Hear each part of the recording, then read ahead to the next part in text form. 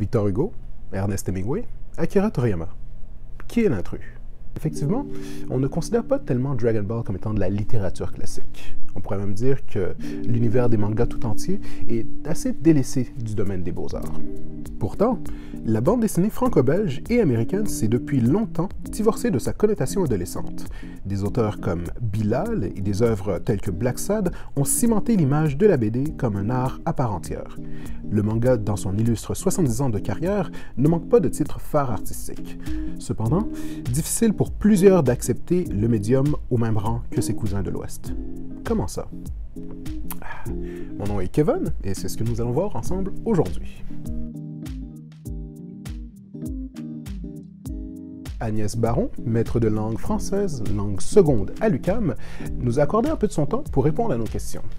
Agnès est elle-même lectrice de manga et partage la passion de ses enfants pour le médium. Donc, bonjour, je m'appelle Agnès Baron, je suis maître de langue à l'Université du Québec à Montréal dans les programmes de français langue seconde, donc j'enseigne le français langue seconde. J'ai deux enfants, un garçon de 18 ans et une fille de 11 ans, bientôt 12 ans. C'est un peu comme aller au cinéma, on a les images, on a du texte et puis il y a différents genres. On peut avoir de l'horreur si on aime les frissons. Il y avait La Tour de l'Horloge où ça ressemblait beaucoup à Thriller. On peut avoir de l'histoire peut-être un peu plus sanglante avec Innocent qui raconte par exemple la vie des derniers bourreaux de France. Donc on plonge vraiment dans la Révolution française. C'est ça, on peut choisir le genre qu'on veut. On parle souvent d'âme russe.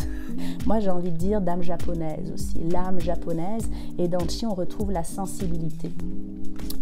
Je pense qu'il y a c'est ça, dans le Japon. Je pense parce que peut-être le public, je ne veux pas dire confond ou a plus en tête l'animation.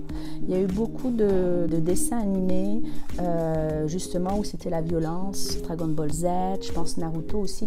C'est beaucoup de batailles et je pense que les médias ont peut-être plus véhiculé cet aspect. Je parle aussi avec des collègues à peu près de mon âge et c'est ça, eux, ils résument manga à bataille, à violence et c'est pas du tout ça.